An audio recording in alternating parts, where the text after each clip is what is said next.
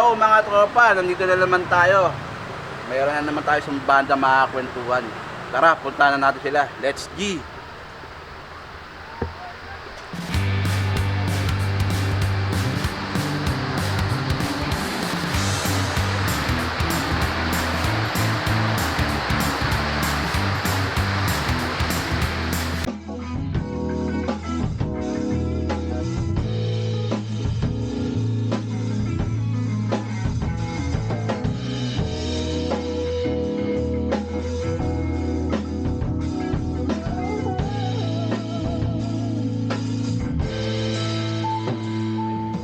Mga kaibigan, ito na naman tayo at may bago na naman tayo makakwentuhan.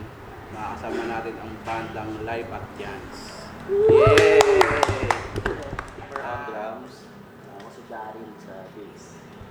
Ako si Jack sa guitars.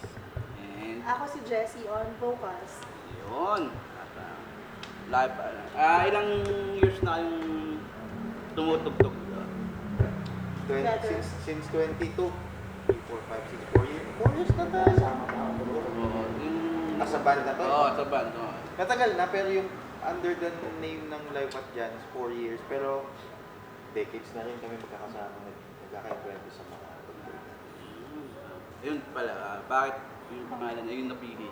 Ano bang, may ano ba yan? May history ba yung pangalan na yan? Oo, ikaw si Jan. Ikaw si Jan. Nag-pandemic. Tapos, sa Pupendi ah. Alam mo na? Hindi, nag-pandemic tapos, naisipan namin, siyempre kaya mag-live. Ikaw, Ang no? dalawa na kayo. Oo, Nag-start nandiyan ng sa birthday ng bahay. kapatid niya. Tapos yun, nag-live kami sa garahe. Doon May bahay namin yun. Live at Jan. Yun. Pala, Pinag-isipan Yun ng lang. malupit. napakalalim pala ng pinag... Nag-start kami sa Facebook, pag-Facebook live na. Yes. Oo. Napapanood ko nga kayo kasi yung bata pa ako nun. Okay. Kayo pala yun. So, ang next question tayo, okay? Next question ko is... para ako yung... Saan ang unang gig nyo? Saan? At sa bahay. Bahay niya. Yun na. Hindi, yung gig talaga kasi yung gig na... Oh, yung may... Low-keys. Low-keys. Ayun na yung may mga ano na yun. Malukis ba ako May nag-wedding? audience? Nag-wedding ba tayo? Oo. Hindi, low-keys. Malukis ba kami?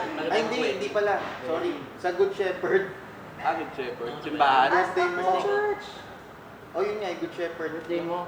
Kaya ba tayo naalala? Yun ba yung birthday mo? Ako, di kasi. Talaga. Sa Good Shepherd, nilive namin actually. Tapos sumunod yun sa low-keys. Low-keys na. Ano yung mga influence niyo na tugtog o anong genre kayo? Ano yung pinaka Sa banda? Oo, sa banda. Pop R&B soul. Yeah. Mostly. Covers. Covers. Pero may mga compo na rin. Mga albums. Well, individually nagsusulat kami, pero as individually nagsusulat talaga kami. But as a band na Live at Chance, kasi tawag nito, initially kasi si Live at Chance talaga, parang yung goal namin is to be a band na mag-cater sa wedding, Yung mga ganun. services na like corporate, gano'n.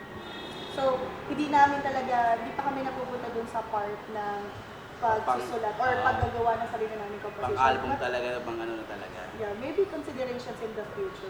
Yun. So, okay. Hindi. Okay yun. At least, alam natin na yun talaga yung ano ng banda. Kasi pag nakita nila sa AF video ba? Money band. Kami ang money band. Yun. Pera. Okay, next question tayo. Bukod sa pagbabanda, may mga trabaho ba kayo? Yun. Tinuna. Oo, meron. Meron. Mostly sa BPO. BPO. Sa customer service. Lahat kami tatlo. Then si Jan. Ito yung bigatin sa amin eh. May-ari ng akala may Businessman siya eh. Buy and sell, mga gitara. And then, content creator din siya. Kasi wala siya. Nagbagong buhay. Parang tuloy kilala akong ganun Pakilala mo yung page niya para ma-promote niya. Oo, John John Mendoza. Mendoza. John Mendoza. Ilang followers? 47. 47,000. Wow. Namimigay na gitara to guys. Kasi 7 ang nabudol. Abangan nyo yung face niya. Ilalabas natin sa screen yan. At, ewan ko lang, di nyo pa makita yun. Kaya, next question. May nangyari na ba sa event na nagkaroon ng problema? O may mga lasing na nagre-request na ganyan? Alam nyo yun? Minsan may ganun, di ba? Pag nasa event na kayo, minsan may mga... Wala naman. Wala naman. Usually, formal kasi yung mga tutugtugan kaya. Pero sa mga technical difficulties, may marami. Marami. Like ano? Yung, kasi minsan nagbabacking track kami. Lumalabas yung click tsaka yung sa may problema na sa kamo. Mga ganun. Normal yun, mga pagbabanda. And next question again. Sa magkakabanda, sino yung pinakalapitin? Police. Bayarin. Dami. Babae. Kasi banda, ewan ko. Siya yung lapitin ng babae. Lapitin ng babae. Tawag siya kaibigang babae. Malapit sa Minsan, pag gano'n, poging-poging galing mo, kahit pangit ka, di ba? Pamilyado na lahat kami. Okay. Meron na silang naka-ex agad yun. Naka-extra Pero agad. tulak May nila. ano na Yun. may Great Wall of China kami. Hindi, sagutin nyo lang, i-edit out na lang natin. Mga ganun. Iwapang na natin. Yung banda nyo, di ba? Tapos may mga underground na banda. Anong pinagkaiba nyo sa kanila? Mataas kaming uni. Isa sa kanila. Yun. Alapin sa gilid. Hindi. Pagkakaiba, hindi galing din kami dun eh. Oo, galing din. Until lang naman, may mga... Walang pagkakaiba siguro yung ano lang, community. Yun yung community. Oo. Since yung ang puso dun eh, more on talaga, solid yung community. Sa amin naman, solid din, pero more on audience and business side. Oo, yun talaga. Yun yung pinagkaiba. Ano kayo sa mga tao. May sarili silang ano eh. Edit out yung mas mataas. Para yung hindi kasi nalalaman. Di ba? May Edit mga... out yun. I-highlight nga natin yun. Hindi, kasi di ba? Abante. May mga nanonood kasi na hindi nila alam yung pinagkaiba ng yung gano'n. Kasi katulad ng muna na-interview ko. Community siguro more on pagkakaiba. Oo, tas siyempre sa inyo, iba rin na baka akala nila pare-pares yung mga banda. Iba-iba rin. Tama. At least malinaw sa kanila ngayon na eto, ganun yung nangyayari. And last question. May mga gusto ba kayong batiin o may papayo sa kanila? Yan. Ikaw, marami ka Payo, niyan. gusto magbanda katulad mo, sa kambayista, ano matuturo mo sa kanila? Payo sa mga gustong maging katulad nyo, maging banda rin sila. Naku, wag na. Anong mapapayo sa kanila? Tignan mo na ito. Practice ngayon. May mga YouTube na. So, madali na yung access sa bagong matututunan sa mga technique.